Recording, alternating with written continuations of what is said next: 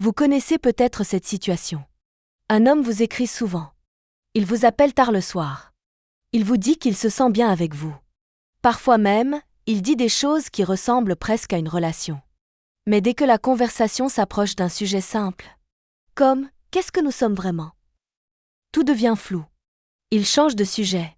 Il dit qu'il ne veut pas se précipiter. Ou qu'il préfère laisser les choses se faire naturellement. Et c'est là que le doute apparaît. Parce que son comportement envoie deux messages différents.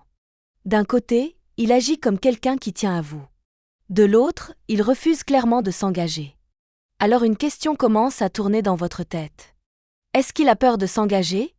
Ou est-ce qu'il ne veut simplement pas de relation avec moi ? C'est précisément dans ce moment de confusion que beaucoup de femmes font la même erreur. Et cette erreur paraît, au départ, totalement logique. L'erreur que presque toutes les femmes font dans cette situation. Quand un homme paraît hésitant, la réaction la plus naturelle est souvent la même. On essaie de comprendre. On se dit qu'il a peut-être été blessé, qu'il a peut-être peur de s'attacher, ou qu'il a simplement besoin de temps. Alors on devient patiente. On le rassure. On lui montre qu'il peut nous faire confiance. On évite de mettre de la pression. Sur le papier, cette attitude paraît saine. Elle montre de la maturité émotionnelle. Mais dans ce type de dynamique, elle peut produire l'effet inverse. Car pendant que vous essayez de clarifier la relation, lui reste dans une position très confortable. Il reçoit de l'attention.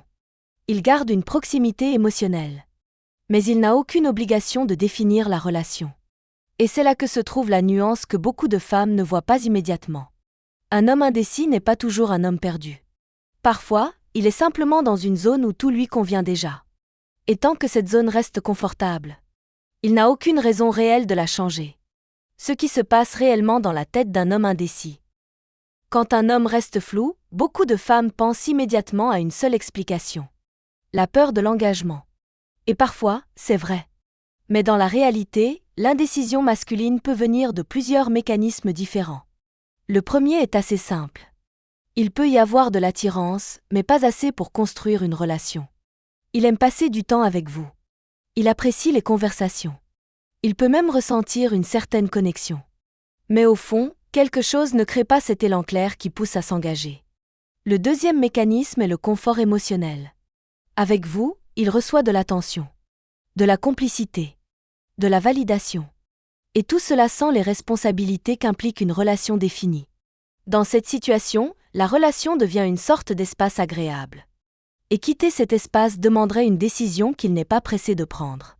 Enfin, il existe une troisième possibilité plus subtile. Il ne veut pas forcément construire une relation, mais il ne veut pas non plus fermer complètement la porte. Alors il reste dans une position intermédiaire. Ce qui crée une situation très particulière. Parce qu'il peut être sincère quand il dit qu'il tient à vous. Mais cela ne signifie pas forcément qu'il veut une relation. Pourquoi cette situation crée autant d'émotions ? Si ces situations sont si difficiles à quitter, ce n'est pas un hasard. Elles activent un mécanisme psychologique très puissant. L'incertitude.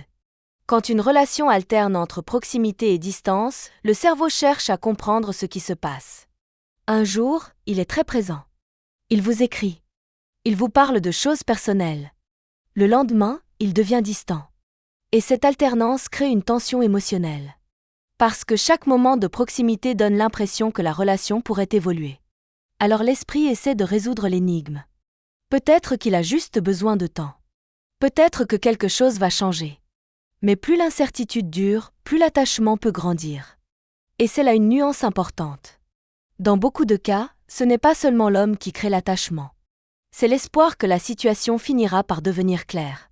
Ce que l'indécision signifie souvent en réalité. Avec le temps, une chose devient généralement plus visible. L'indécision prolongée est rarement neutre. Lorsqu'un homme ressent un désir clair de construire une relation, son comportement finit souvent par devenir cohérent.